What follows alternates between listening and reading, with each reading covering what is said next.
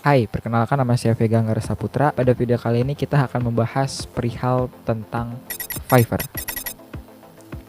Fiverr, apa tuh Fiverr? Fiverr adalah sebuah marketplace di mana seperti yang kita ketahui sudah banyak sekali marketplace. Cuman Fiverr ini adalah marketplace yang diperuntukkan untuk bagi para freelance. Apa sih yang membedakan Fiverr dengan marketplace yang lainnya? Ada di perbedaan produk dan jasa, di mana Fiverr ini menawarkan jasa bagi para klien, bukan produk atau barang. Nah, sedangkan freelance itu apa sih? Freelance itu adalah sebutan untuk pekerja bebas, di mana seseorang itu bekerja dan tidak terikat yang namanya waktu, serta biasanya mempunyai keahlian tertentu. Oke, kita akan bahas tentang Fiverr dulu. Fiverr ini perlu digarisbawahi, Fiverr ini adalah sebuah marketplace bukan buatan dari Indonesia, melainkan pasar Eropa internasional, di mana bagi freelance ini cukup luas jangkauannya. Sebelum kita membahas lebih lanjut tentang Fiverr, di sini saya akan sedikit menggambarkan Fiverr itu seperti apa dan bagaimana. Di Fiverr sendiri itu adalah gudangnya bagi para freelance. Jadi sistematisnya itu seperti ini. Ibaratkan kita freelance itu membangun sebuah toko. Nah, Fiverr ini adalah sebuah perantara klien dengan freelance. Berikutnya masalah sistemnya. Sistem di Fiverr ini cukup mudah dan mudah dipahami bagi para freelance, baik pemula bahkan yang pro sekaligus. Untuk jasa yang ditawarkan di Fiverr itu sangat banyak sekali, sangat beragam. Dimana memang kita bisa langsung melihat, kita cari di Google, ketik Fiverr, double R, ingat.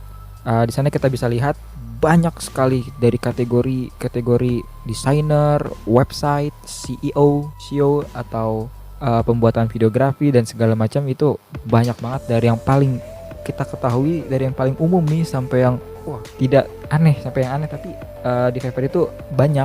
Berikutnya tentang masalah harga di Fiverr. Fiverr itu biasanya rentanan harga itu paling murah yaitu $5, sesuai dengan namanya $5.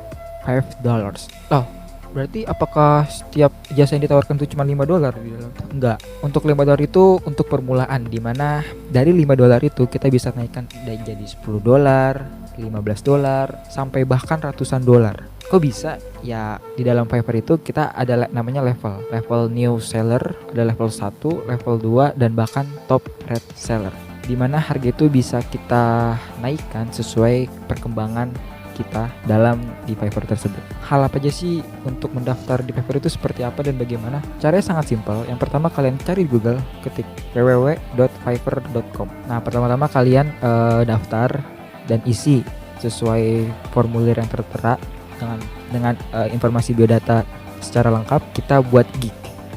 Apa itu gig? Gig itu adalah sebutan atas jasa yang ingin kita tawarkan kepada klien. Maksudnya apa? Contoh, saya akan menawarkan jasa untuk vektor potret atau ilustrasi. Nah, saya akan membuat gig itu dengan konsep harga yang saya pakai gitu, yang saya mau, di mana paling murah seperti saya bilang itu $5.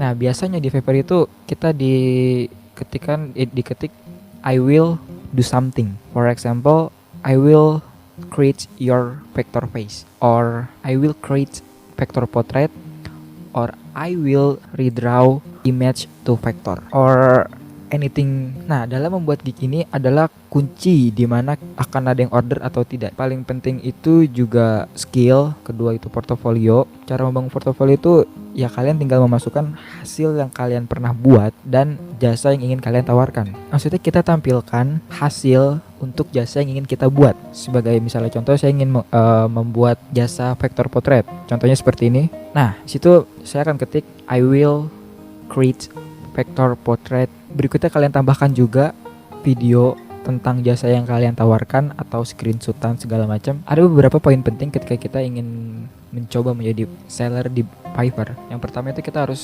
sering-sering online, dimana memang terkadang logikanya ketika ada klien ingin memesan desain kita tapi kita offline, mungkin kesempatan tersebut akan hilang dibandingkan dengan orang lain yang sering online. Nah, makanya biasanya kebanyakan itu klien itu mencari jasa ketika freelance itu online.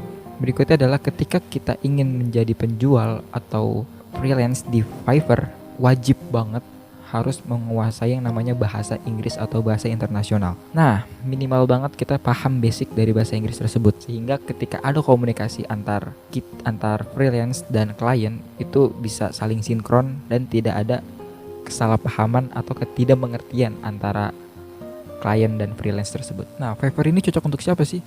Fiverr ini cocok untuk freelance yang pemula ataupun yang sudah pro sekaligus, di mana si marketplace ini sangat mendukung bagi para freelance ini. Ya, mungkin itu saja yang dapat saya paparkan dan saya informasikan. Kurang lebihnya mohon maaf. Saya Vega Ngarsaputra pamit. Dadah.